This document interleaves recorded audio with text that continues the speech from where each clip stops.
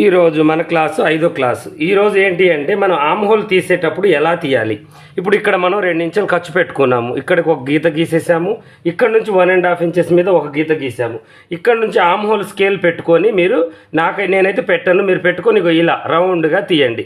ఇంకొకటి ఏంటి అంటే నెక్కు బాగా కిందికి ఉంది అంటే కొంచెం లోనకు తీయండి, నెక్కు పైకి ఉందంటే కొంచెం బయటికి తీయండి. అలా ఎందుకంటే పైకి వచ్చే కొద్దీ ఇక్కడ మనకి విశాలంగా ఉండాలి కాబట్టి ఇది పెంచుతూ ఉండాలి, షోల్డర్ కూడా పెంచుతూ ఉండాలన్నమాట. నెక్కు కింది తెగే కొద్దీ షోల్డర్ ఏమో ఇటు తగ్గాలి, నెక్కు పైకి పెరిగే కొద్దీ ఇది కొంచెం అటు పెరగాలి. ఆటోమేటిక్గా అప్పుడు ఇది కూడా పెరుగుతుంది అనమాట. ఇలా మనం చేసుకుంటే పర్ఫెక్ట్గా ఉంటుంది. ఆమ్ హోల్ ముడతలు అనేది రాదు. ఎక్కువగా చూడండి చాలామందికి వెనక పాటు ముందు పాటు ముడతలు వస్తూ ఉంటాయి అన్నమాట.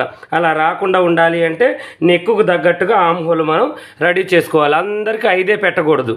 వాళ్ళ మెజర్మెంట్స్ని బట్టి, నెక్కు డీప్ని బట్టి, పర్సనాలిటీని బట్టి పెట్టాలి. సరేనా? రేపు వచ్చేసి మనం సైడ్ జాయింట్ల గురించి తెలుసుకుందాం.